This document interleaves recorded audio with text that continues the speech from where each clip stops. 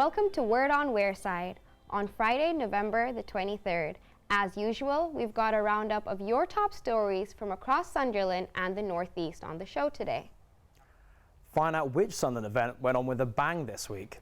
People in Sunderland are campaigning for a local inventor to get his face on the £50 note. But first, today, everyone's talking about it. It's Black Friday. It's that time of the year again when people are usually pictured around the country fighting for bargains and queuing for hours outside stores. Scenes like this shock the world.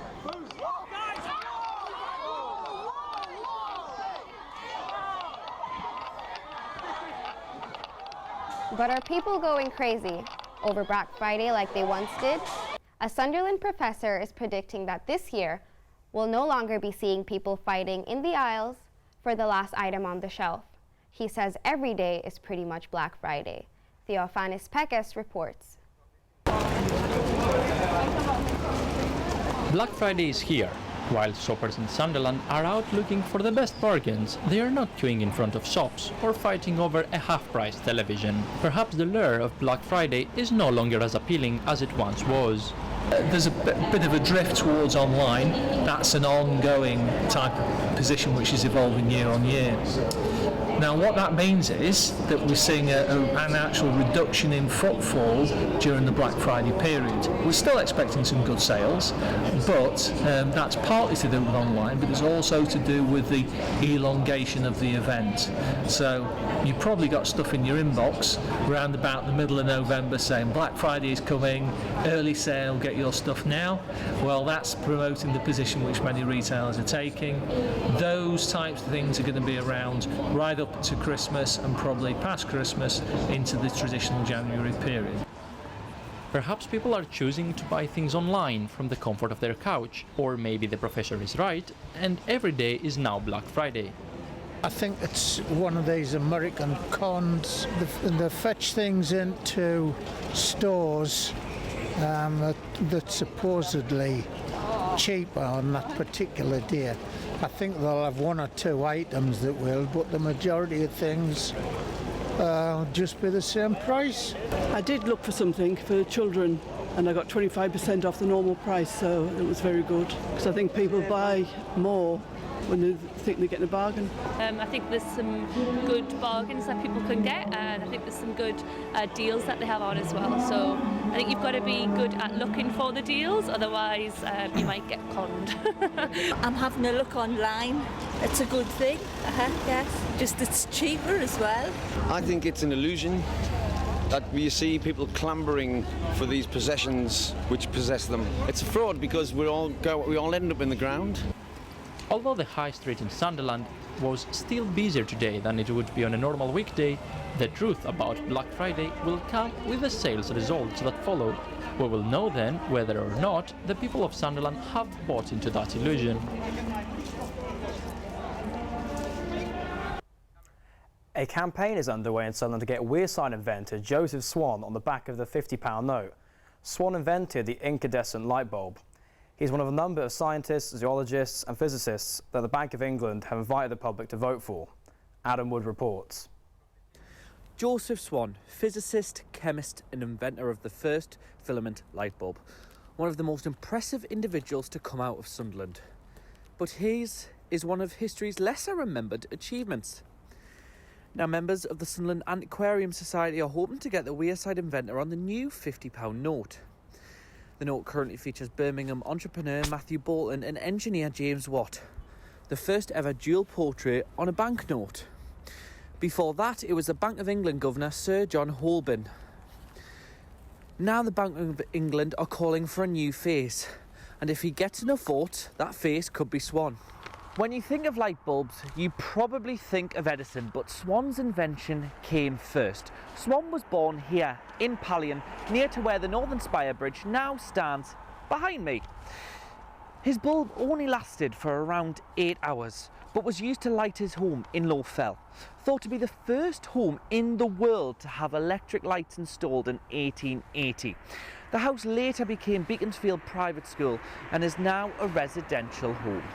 I think it would be good, definitely a good thing for Sunderland, but I don't know if there's anyone better out there who could be on the £50 note. It's an idea I'd never thought of. I saw it in one of the regional papers this morning, and I think it's an excellent idea because it's revolutionary thought, isn't it, that led to the invention of something that we've all depended on ever since that moment in, when was it, mid-1800s?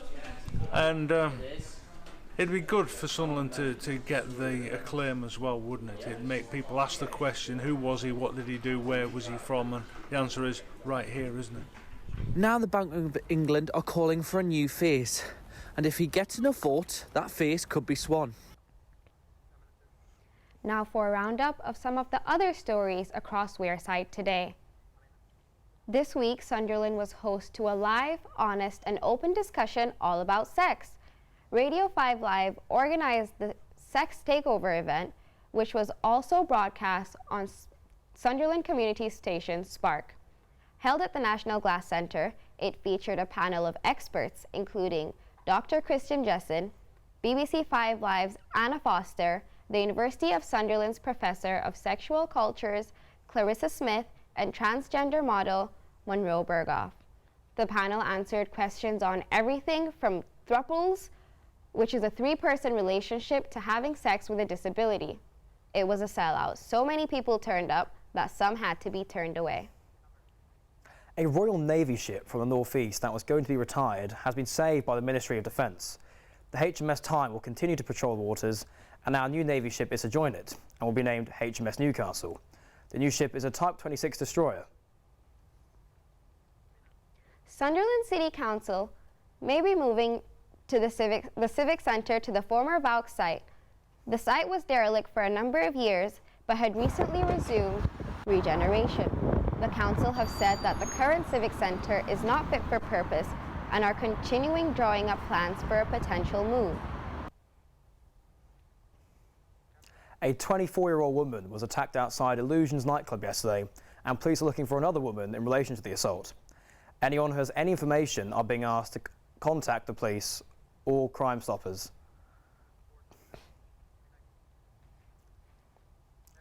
Now for sport.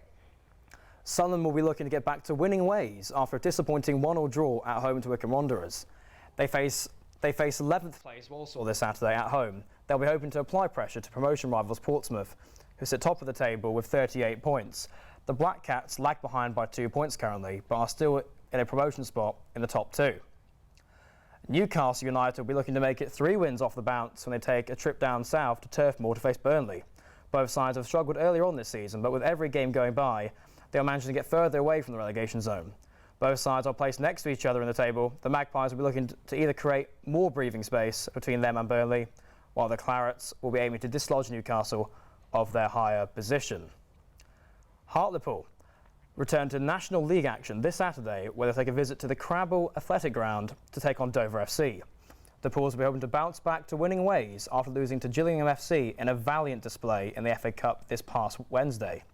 Hartlepool, currently placed 12, will be desperate to get the 3 points to push for a playoff place.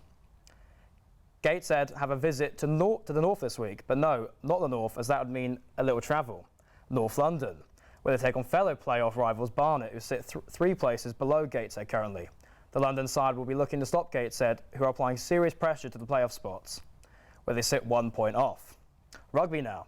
Newcastle Falcons are in desperate need for a win as they face Bath tonight at Kingston Park.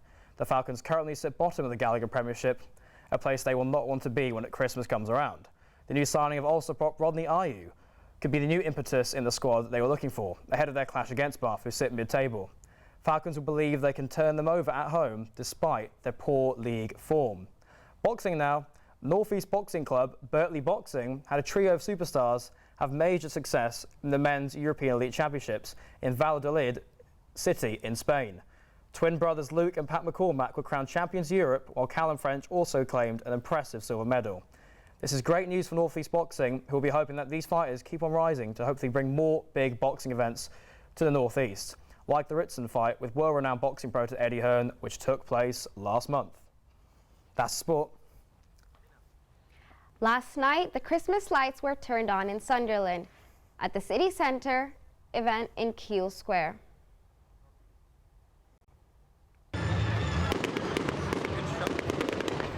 lighting up the city, festive cheer in Sunderland, as this year's Christmas lights are turned on by the Mayor of Sunderland and stars from the Sunderland Empire.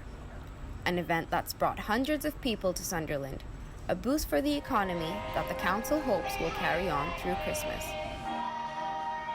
I think it's a tremendous event for the community. It pulls people in from all over Sunderland, and it gives people a chance to see what's happening in Sunderland over Christmas, and perhaps some of the new businesses in town, some of the new bars and restaurants, so people who maybe don't come into town at night might be encouraged to come back.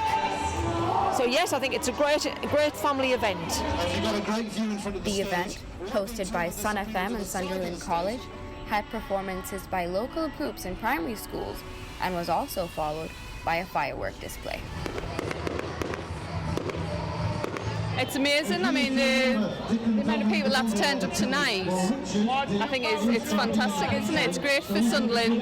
Great to see everybody out this time of year, and I think it's put Sunderland on the map a bit more than any other places like Newcastle, for instance. It's wonderful for the community, yeah, to come together like this and share an experience. Yeah, I think it's wonderful. I think it's amazing. It's good for the city. Obviously, we do it every year. The Sunderland City Council try their best to get like different like celebrities in and things like that. So I think it's really important for Sunderland and to show that like where everybody needs to come really. So I'm Amina Ibrahim. And I'm Cameron Petrie. That's all from us tonight. See you next week.